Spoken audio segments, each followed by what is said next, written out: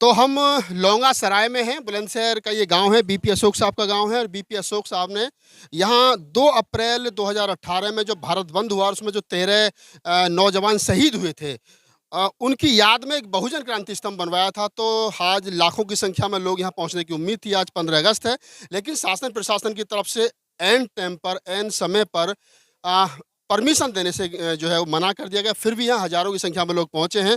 कुछ लोग मेरे साथ हैं, उनसे जानने की कोशिश करते हैं कि आखिरकार वो यहाँ आए हैं और यहाँ आने के बाद उनको कैसा लगा। क्या नाम है आपका? मेरा नाम जल्लाराम है।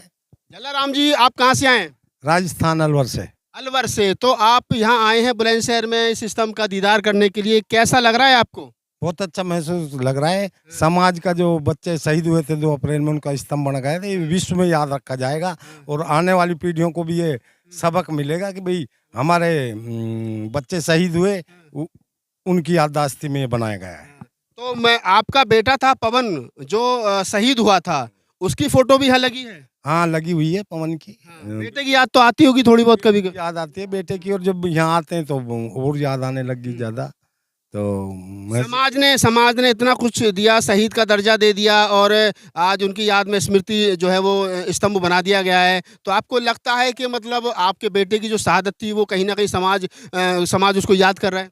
बिल्कुल, समाज 5 साल हो गए, 6 साल होने को जा रहे हैं, समाज याद कर रहा है और आगे भी समय में समाज हमारा भी सहयोग कर रहा है और समाज हर जगह प्रोग्राम करते हैं, मान सम्मान रखते हैं और शहीद का दर्जा हम समाज की तरफ से मिला है। हम बहुत खुश हैं।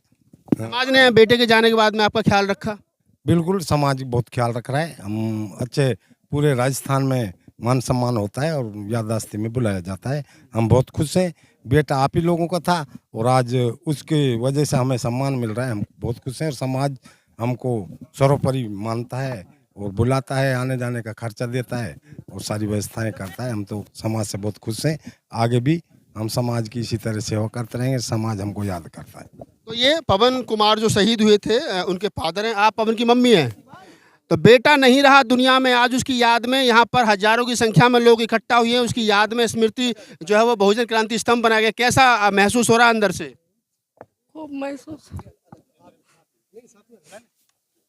चलिए, खैर ये माँ है और माँ की जो भावना है वो आप समझ सकते हैं कि माँ जो है माँ होती है और वो भावुक हैं। और मैं खुद जब कई बार इस प्रकार का दृश्य मेरे सामने से गुजरता है तो मैं खुद भावुक हो जाता हूँ। मैं और कुछ लोगों से बात कर लेते हैं। हमारे साथ डॉक्टर किशन स्वरूप है, यहाँ के मुख्य आयोजक जो टीम है उसके आयोजक हैं। डॉक्टर साहब, आपने ये यहाँ पर आज एक तरीके से इसका लोकार्पण कर दिया, समाज को समर्पित कर दिया है, तो आपको कैसा लग रहा है? ये इतना बड़ा, मतलब एक विशाल काम आपने कर दिया। क्या कहेंगे जिनकी शहादत हुई? देखो, लग तो अच्छा रहा, लेकिन और भी अच्छा लगता अगर प्रशासन हमें अच्छे तरीके से इस कार्य को करने देता।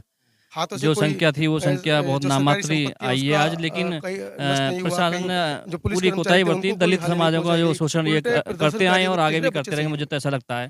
नहीं, हमने तो सब संविधान के दायरे में रहते हुए कार्यक्रम करने की सोची थी। ये जो आज 15 अगस्त है वो सेलिब्रेशन करते, लेकिन कल से प्रशासन हमारे पीछे पड़ा हुआ है। सारा हमारा टेंट वेंट उखाड़ के ले गए ये लोग और हमारे जितने भी सजावट के सामान है सारे, और हमारे हलवाइयों तक को और हमारे जनरेटर वालों को भी नहीं वहाँ से निकलने दिया। क्या कारण है? शासन प्रशासन डर क्यों रहा है? बस वो डरता, बहुजन नाम आते ही वो डर जाता है बेचारा। बहुजन नाम आते ही जहाँ जब समझता है कि बहुजन एकत्र हो रहे हैं, बहुजन इकट्ठे होने के चांसेस है, तो वहाँ पे इनको क्या डर सता रहता है, ये उस कार्यक्रम को होने नहीं देते हैं। जबकि आप देख सकते हो, आप स्तंभ में देखो, चारों तरफ जो अभिलेख लिखे हुए हैं आपको पता लग जाएगा इनमें कहां से हमने कोई आक्रोश बातें लिखी हैं। सारी धम्म से, बुद्ध से, शांति के माध्यम से। बुद्ध से ही तो खतरा है उनको। आप यहाँ पर राम कथा करिए, बिल्कुल सरकार परमिशन देगा, चंदा भी देगा, पैसा भी देगा। अब देखिए, जो सरकार को, शासन प्रशासन को तो लगता है ना आप उनके हिंदू राष्ट्र के बीच में रोड़ा बन रहे हैं कहीं ना कहीं। देखो जी, हम तो किसी के बीच में रोना नहीं बन रहे, लेकिन ये कि हम धर्म को मानने वाले, हम धर्म को जीवन भर अपने साथ रहेंगे, उसके साथ चलेंगे और उसके साथ जिएंगे। हम करते रहेंगे कार्यों में, प्रशासन कुछ भी करता रहे, हम तो देखो बुद्ध की बातें करते रहेंगे जीवन भर। जो आज जो 100 लोग आने वाले थे, आज 10 लोग आए, चलो कोई बात नहीं। इन फ्यूचर में कभी ना कभी हर इंसान का समय आता है, हमारा भी कभी समय आएगा। लेकिन हम दोबारा लोगों को कॉल करोगे आप? हाँ, आगे बिल्कुल प्रशासन से हम फिर दोबारा जो अब कोर्ट के माध्यम से हम परमिशन मांगे, आगे बड़ा प्रोग्राम करेंगे। चलिए, तो डॉक्टर किशन स्वरूप का कहना है कि आगे बड़ा प्रोग्राम किया जाएगा। मेरे साथ में राजेश सिद्धार्थ जी हैं। सिद्धार्थ जी, बार बार शासन प्रशासन जो है वो आपकी परमिशन को रद्द कर रहा है। आज 15 अगस्त 2023 है, आज भी रद्द कर दी। इससे पहले 2 अप्रैल 2023 को आपकी परमिशन रद्द कर दी, पैसा बार बार आप खर्च करते हो, उसका कोई हल नहीं निकल रहा, उसका कोई समाधान नहीं निकल रहा है। निकट भविष्य में क्या देख रहे हो, दोबारा लोगों को कॉल करके बुलाओगे या फिर ये अब आपने एक तरीके से लोकार्पण कर दिया, इसको ऐसे ही रहने दोगे? देखिए, आज का जो एक कार्यक्रम था, क्योंकि यहाँ पे तमाम अधिकारीगण भी मौजूद थे और ये सब संवैधानिक दायरे में रह के अपना कार्यक्रम करने के लिए यहाँ पर उपस्थित हुए थे।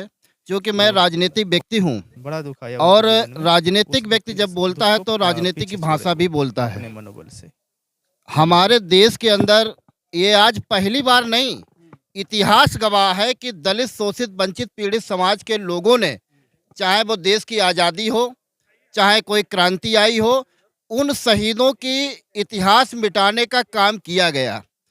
इसी तरह से 2 अप्रैल 2018 को अनुसूचित जात जनजाति के लोगों ने जिस तरह से अपने हक अधिकार की लड़ाई लड़ी और उन्होंने प्राणों की न्यौछावर की, किसी का बेटा गया, किसी का भाई गया, किसी का बाप गया, उनको दर्द है और उन्हीं के दर्द को मद्देनजर रखते हुए ये बहुजन क्रांति स्तंभ की स्थापना यहाँ पे की गई।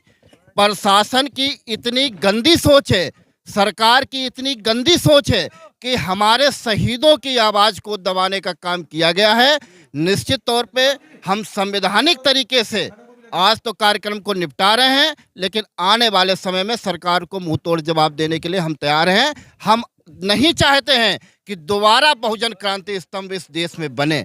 हम चाहते हैं कि इस देश में संवैधानिक व्यवस्था चुस्त दुरुस्त हो, हमारा संविधान बरकरार रहे, लोकतंत्र बरकरार रहे और नहीं तो ये बहुजन समाज के लोग अब किसी भी कीमत पे अपने संवैधानिक अधिकार के लिए एक नहीं, चाहे जितने भी क्रांति स्तंभ बनाए, चाहे मेरा भी यहाँ फोटो लगे, लेकिन हम लोग इसका मुंह तोड़ जवाब देने के लिए प्लानिंग करेंगे और सरकार को चेताएंगे कि तुम ये जो कर रहे हो बहुत गलत कर रहे हो।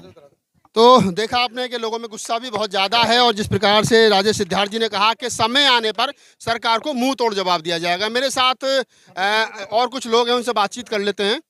तो इसी कड़ी में हमारे साथ जयप्रकाश जी जुड़ गए, उनसे जानने की कोशिश करते हैं। जयप्रकाश जी, पहले 2 अप्रैल को इसका उद्घाटन होना था, लोकार्पण होना था, वो नहीं हो पाया, सरकार ने परमिशन नहीं होता। आज फिर 15 अगस्त के दिन परमिशन नहीं दी। सरकार बहुजनों से डर रही है, उनकी ताकत से डर रही है, बुद्ध से डर रही है, अम्बेडकर की सोच से डर रही है। किससे डर रही है? देखिए, समय में हमारे बच्चों के अंदर हौसला ना बढ़ जाए, अपने अधिकारों के प्रति उनके जोश ना आ जाए, वो लड़ने के लिए तैयार ना हो जाए, तो ये उसको रोकने की वजह से कि ये प्रसिद्ध ना हो पाए। लेकिन फिर भी हमें उम्मीद है कि 1 लाख के आसपास लोग, तो उन्होंने ये कहा कि आपको असंबल नहीं होना है, तो हमने इस प्रोग्राम को लंबा कर दिया है। हम सुबह से लेकर रात तक ये प्रोग्राम चलेगा, लोग आएंगे, फूल चढ़ाएंगे और जाते रहेंगे। तो हम मैसेज हमारा फिर भी पूरा दिया जाएगा।